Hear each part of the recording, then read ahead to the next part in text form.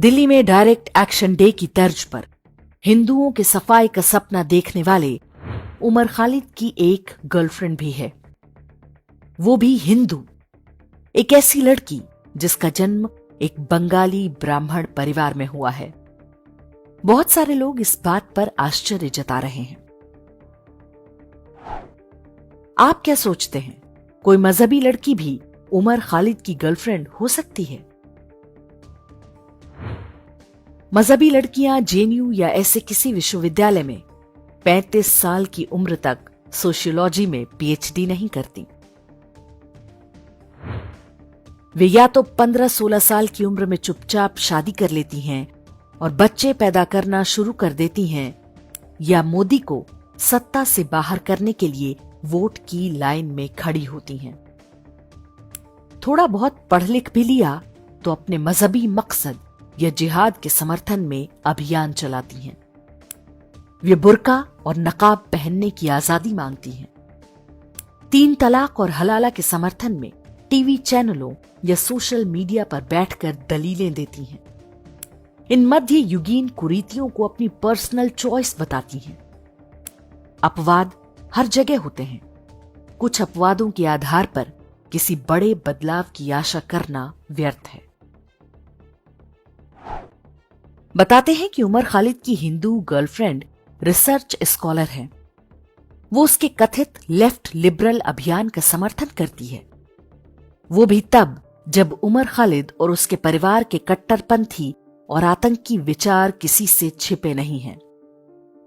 जो बचा खुचा था वो दिल्ली पुलिस ने अपनी चार्जशीट में लिख दिया है। लेकिन उमर खालिद की हिंदू गर्लफ्रेंड को इससे कोई फर्क नहीं पड़ता। वो कम्युनिस्ट है, खुद को लिबरल और प्रोग्रेसिव कहती है। उमर खालिद की गर्लफ्रेंड बंजोत्सना लाहिड़ी का परिवार बांग्लादेश में मुसलमानों के अत्याचार से भागकर भारत आया था। उसने सोशल मीडिया पर खुद ही लिखा था कि मेरे पूर्वज बंटवारे के समय अपनी पीठ पर कांटेदार तारों के निशान लेकर भागे थे। ऐसी औरत को नो एनआरसी CAA हैशटैग देने में कोई शर्म नहीं आई, जो कानून उसी जैसे हिंदू परिवारों की सहायता के लिए बना था। ये कोई स्टॉकहोम सिंड्रोम नहीं, ये वामपंथी और कांग्रेसी तंत्र द्वारा पैदा कराई गई आत्मघृणा है। एक ऐसी मानसिकता जो एहसान फरामोश, निर्लज्ज परजीवियों का एक झुंड पैदा करती है। बंजोत्सना लाहिड़ी का शरणार्थी परिवार कभी भारतीय हिंदुओं की सहृदयता पर जीवित था, और अब वो इसका बदला उन्हीं इस्लामवादियों का साथ देकर चुका रही हैं जिन्होंने उसके परिवार को बांग्लादेश से बाहर निकलवाया था। बंजोत्सना लाहिड़ी कोई अपवाद नहीं। देश में पर्याप्त संख्या में ऐसी हिंदू महिलाएं मिल जाएंगी जो ऐसी ही आत्मघृणा की शिकार हैं। उमर खालिद जैसे किसी होनहार कट्टरपंथी को कोई हिंदू लड़की ही मिल सकती है। मजहबी लड़कियों का तो विकल्प ही नहीं है। भारत में केवल एक ही समुदाय है जिसकी बेटियां खुलेआम मजहबी बॉयफ्रेंड के साथ लिव इन रिलेशनशिप में रहती हैं, विशेष रूप से उन राज्यों में जहां पर हिंदुओं के सिर पर अब भी सेक्युलरिज्म का नशा छाया हुआ है। वैसे बाकी राज्यों में भी स्थिति बहुत अलग नहीं है। लखनऊ की किंग जॉर्ज मेडिकल यूनिवर्सिटी का डॉक्टर रमीजुद्दीन शादीशुदा था, लेकिन 1 दर्जन से अधिक महिला डॉक्टरों और प्रोफेसरों को गर्लफ्रेंड बना रखा था। सब की सब हिंदू, कुछ तो मजहब बदलकर शादी को भी तैयार थीं। मजहबी लड़कियां शायद ही कभी लिव इन रिलेशनशिप में रहती हैं, हिंदू को बॉयफ्रेंड नहीं बनाती हैं। अगर बनाती हैं या उनके साथ रिलेशनशिप में आती हैं तो लड़का ही मजहब बदलता है। मजहबी लड़कियां अपने मकसद के लिए पूरी तरह कट्टर और धर्मांतरण कराने में एक्सपर्ट होती हैं।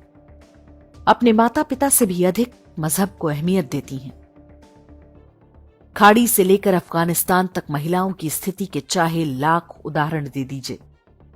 आसमानी किताब में लिखी महिला विरोधी आयतों के बारे में बता दीजिए।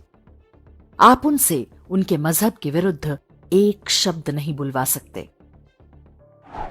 यहां बड़ी संख्या में हिंदू लड़कियां मनुस्मृति को बिना पढ़े ही जलाने को तैयार बैठी हैं। उन्हें कोई बताने वाला ही नहीं है कि भारत के संविधान ने महिलाओं को जो अधिकार दिए हैं उनमें से कई मनुस्मृति से ही लिए गए हैं। उमर खालिद की गर्लफ्रेंड हो या कोई अन्य महिला, उसकी मर्जी है कि वो जिसे चाहे अपना मित्र बनाए या रिश्ते रखे, लेकिन जब तक वे पूरे मजहबी समुदाय की मानसिकता को बिना समझे ऐसा करेंगी, आज नहीं तो कल छली जाती रहेंगी।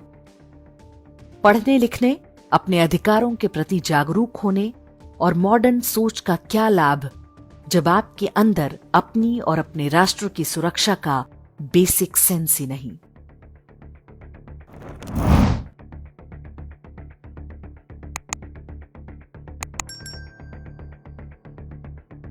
इंडेक्स ऑनलाइन के वीडियो समाज को समर्पित हैं। आप इनको डाउनलोड करके जैसे चाहे वैसे प्रयोग कर सकते हैं। चाहे तो आप हमारे टेलीग्राम चैनल से जुड़ सकते हैं, वहां सारे नए पुराने वीडियो आपको मिल जाएंगे। हमारे सोशल मीडिया लिंक हर वीडियो के डिस्क्रिप्शन में होते हैं।